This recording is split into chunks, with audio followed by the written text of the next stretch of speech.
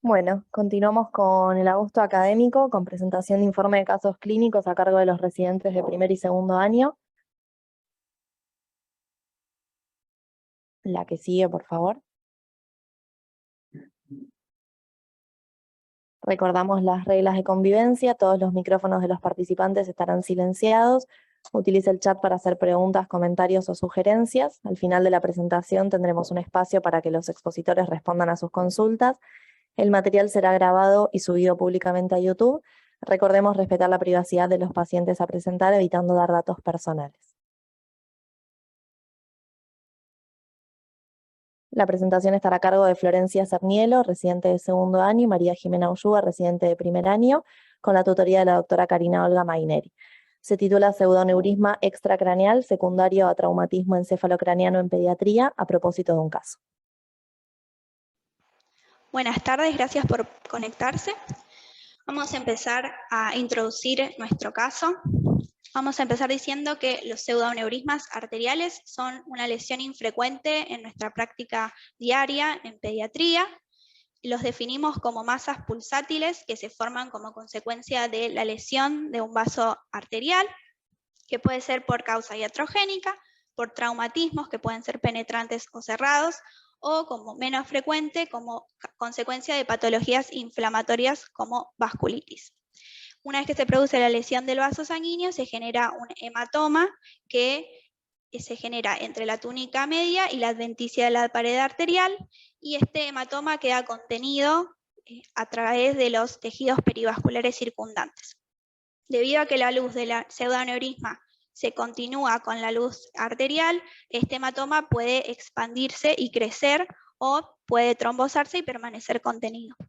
La presentación clínica típica es, como está descrita acá, la aparición de una masa pulsátil y compresible que puede ser asintomática o generar dolor a la palpación.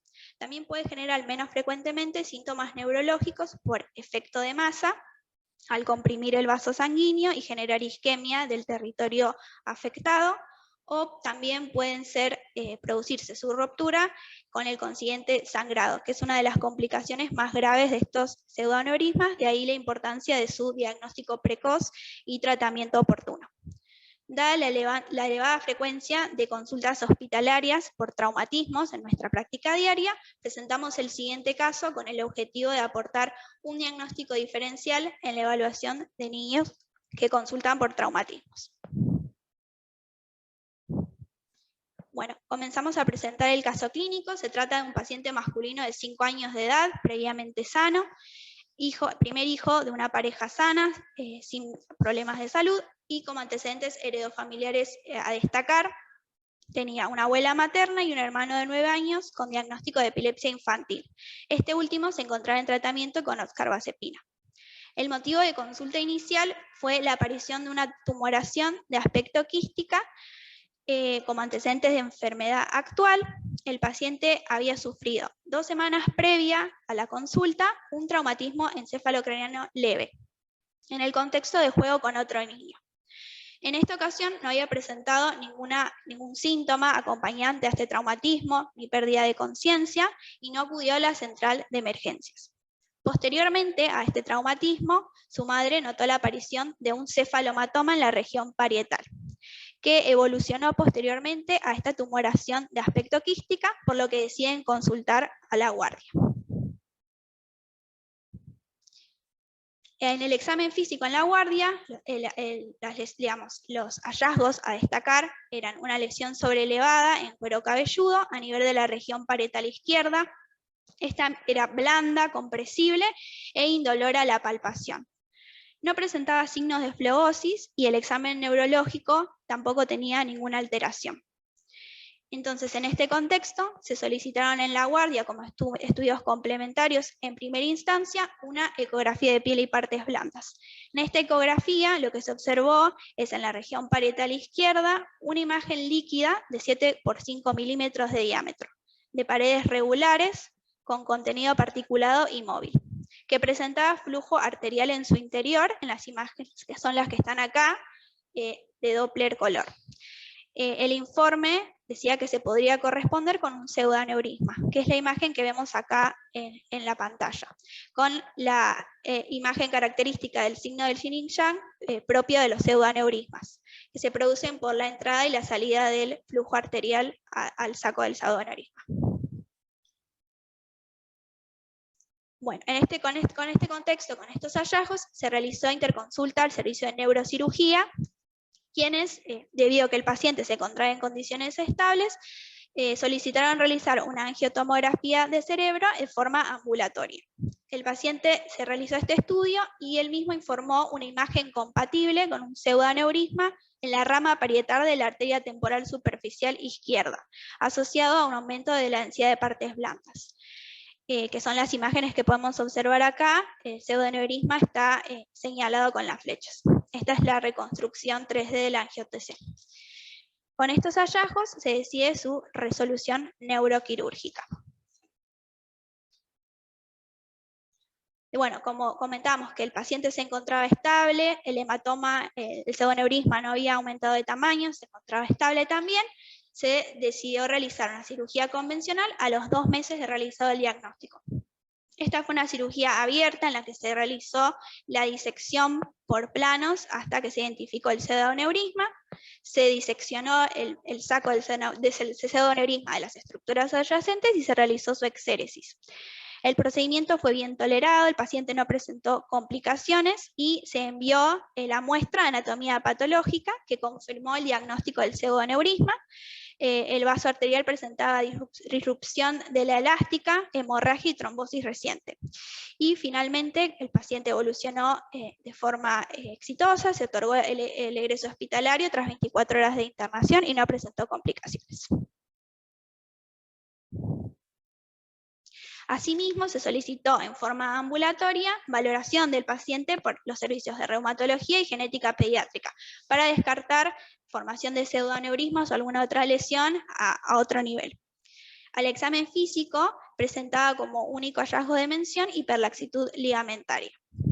Entonces, en busca de alguna patología del sistema conectivo que podría justificar la aparición de este pseudoaneurisma, se realizaron estudios complementarios: ecocardiograma, ecografía abdominal y renal, radiografía de columna completa, valoración cardiológica y oftalmológica, en la que no se encontró hallazgos patológicos, por lo que se abortó al diagnóstico de un pseudoaneurisma postraumático. No se encontró patología de base en ningún estudio.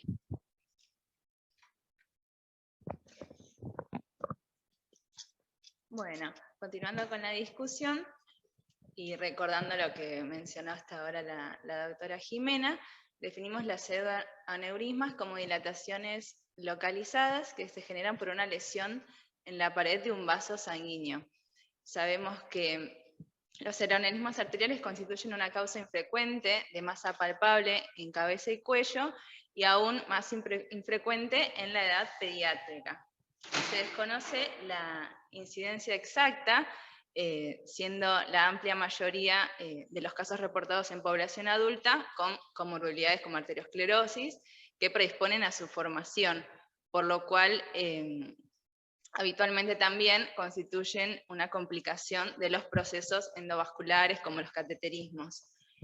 Para ejemplificar un poco lo que estuvimos hablando hasta ahora, tenemos la definición y la comparación de lo que es un aneurisma, que sería esta lesión que involucra las 3 túnicas de la pared arterial, como vemos acá en la figura B y en la figura C.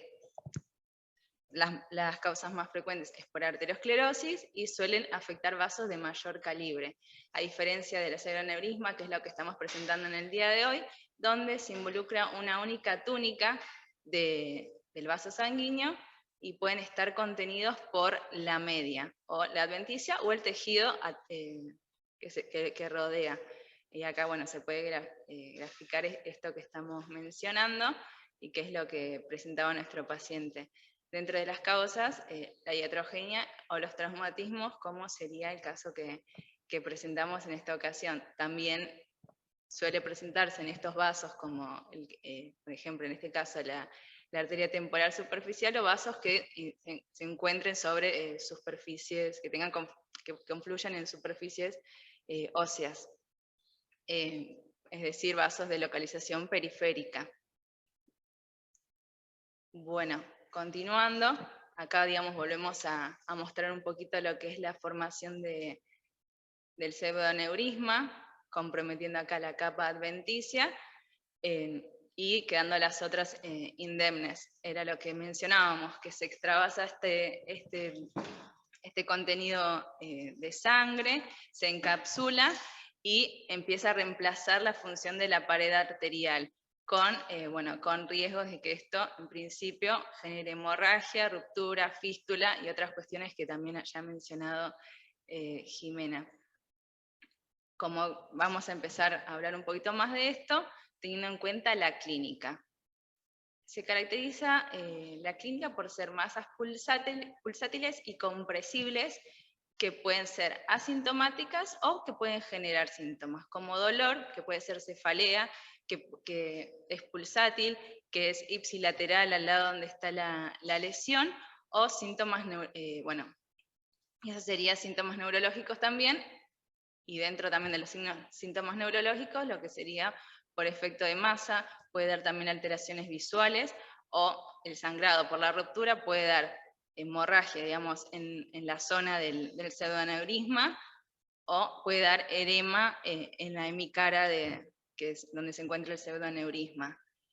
Lo que va a dar, para agregar otro dato, la pulsatilidad va a tener que ver con si el saco aneurismático está trombosado o no. Así que esto es una característica que se puede presentar. Después ya si hablamos de una fístula, ya va a tener frémito o acompañarse, digamos, de otra clínica. Eso sería para tener en cuenta la clínica.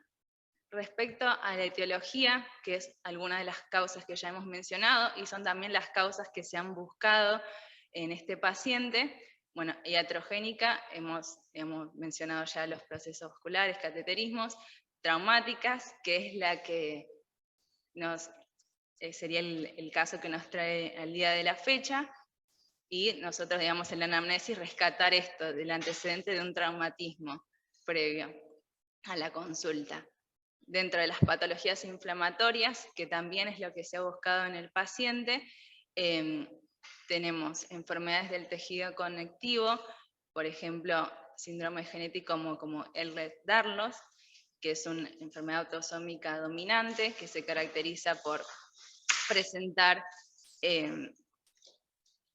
alteraciones a nivel vascular, y por eso dentro de las asociaciones del síndrome se busca manifestaciones cardiológicas, se busca evaluaciones también oftalmológicas, por eso también se hizo la valoración del paciente, o cardiovasculares.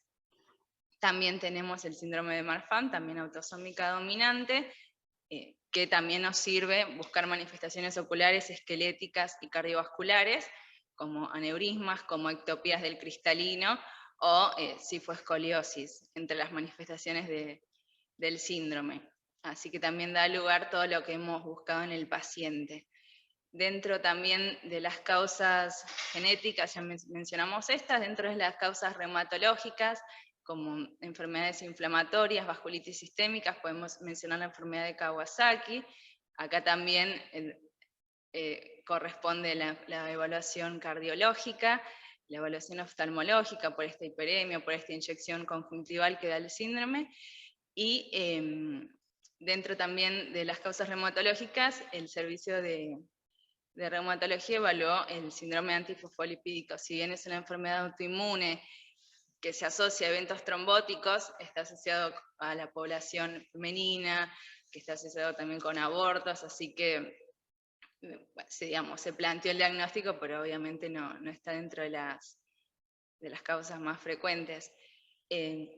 También el servicio de reumatología sugiere una consulta con nefrología para nuestro paciente, que finalmente no se realizó, pero era básicamente buscar aneurismas renales. Para eso se le hizo una ecografía con Doppler renal, que mostró sin alteraciones. Así que ese sería básicamente un poco de todas las etiologías que tenemos que pensar cuando vemos un pseudoneurisma y buscarse de una causa sistémica del mismo. el recorrido lo fue haciendo de forma ambulatoria a nuestro paciente, descartando las mismas y pudiendo llegar a que él había sido postraumático. Eso, digamos, para hablar un poquito más de la etiología. Ahora volviendo a lo que sería el diagnóstico, cuando tenemos este paciente que viene con esta masa, con esta tumoración, en principio la clínica claramente es algo que es clave, y a la hora de pensar estudios complementarios tenemos la ecografía Doppler, que se utiliza como primera línea por ser un método completamente accesible, sensible, y la verdad que nos permite llegar a un diagnóstico presuntivo con sensibilidad, con certeza. Esto fue también lo que se hizo a nuestro paciente, y como mostró mi compañera, pudimos ver el signo del yin yang en la ecografía, y posteriormente el gol estándar es la angiotomografía computarizada. Para poder verlo, también pudimos ver las imágenes, la reconstrucción 3D de lo mismo. Bueno, para seguir mencionando, digamos, otros diagnósticos diferenciales que también tienen que ver con esto del pseudoaneurisma y el subdiagnóstico. Muchas veces, obviamente, dentro de estos diagnósticos podemos tener quistes epidermoides, lipomas, abscesos, hematomas simples, malformaciones vasculares, que también las hemos mencionado como una complicación, neoplasias vasculares o aneurismas propiamente dichas, como explicamos al principio. Esto también lleva a que quizás ante esta masa, primero la consulta es con dermatología, pensando en un lipoma, o con cirugía plástica. Entonces esto también incrementa el subdiagnóstico y quizás que no se haga el tratamiento oportuno del pseudoneurisma. Así que estos igual diagnósticos obviamente tenemos que tenerlos en cuenta, y para ir estudiando de acuerdo a la sospecha diagnóstica que vayamos teniendo. Bueno, continuando. Respecto al pseudoneurisma, una vez diagnosticado, el tratamiento va a depender, digamos, de diferentes cuestiones. Obviamente, si se habla de un tamaño de más de 3 milímetros, que requiera ahí sí la intervención, o si también el estado clínico del paciente se puede expectar. Dentro de los tratamientos tenemos la ligadura y la reparación, la resección quirúrgica o tratamientos endovasculares. En este caso a nuestro paciente se le hizo la resección quirúrgica, con la exéresis y ligadura del pseudoneurisma.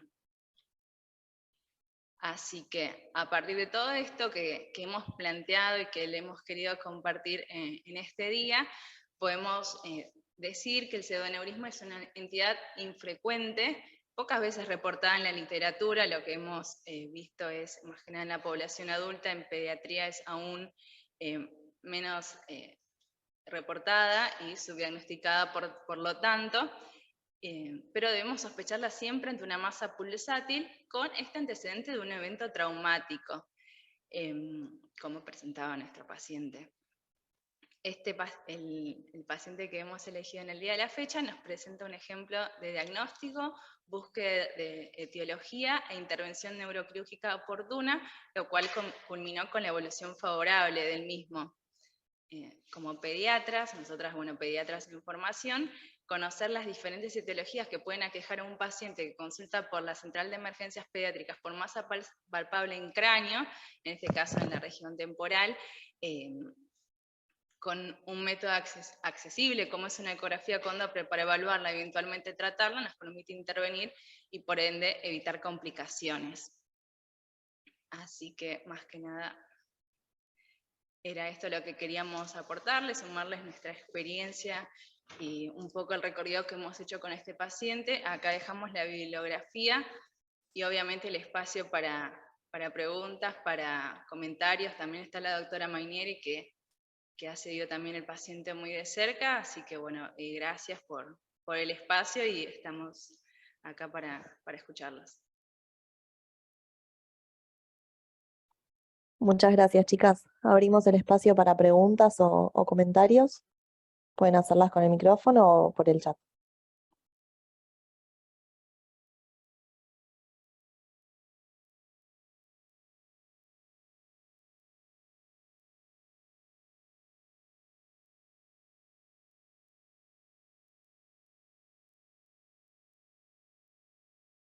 Pregunta el doctor Julián Llera si puede ser útil auscultar la masa en busca de soplos.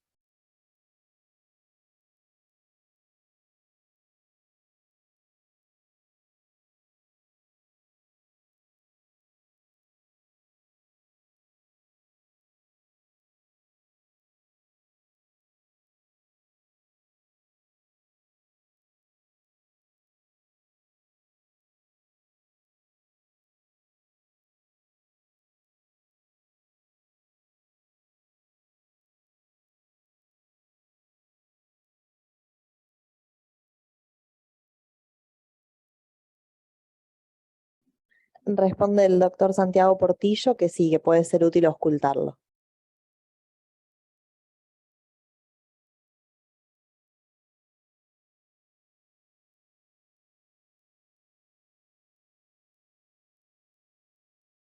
Perdón, la doctora Karina Maineri.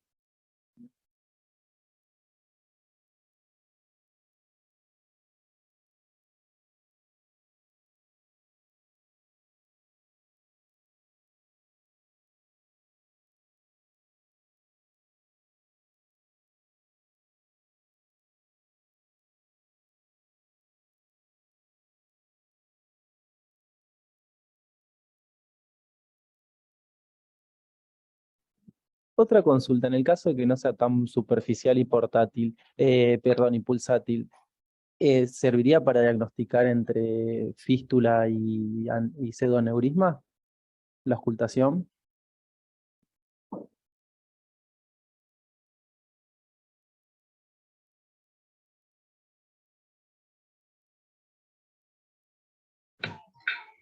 Hola, hola.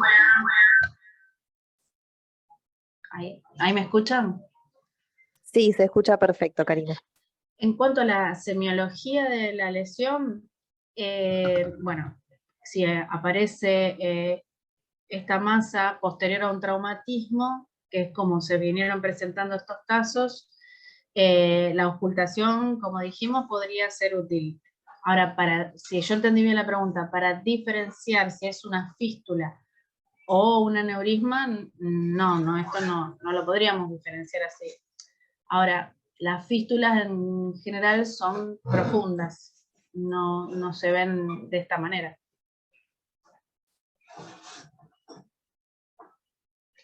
Muchísimas gracias, Karina. ¿Alguna otra pregunta o comentario?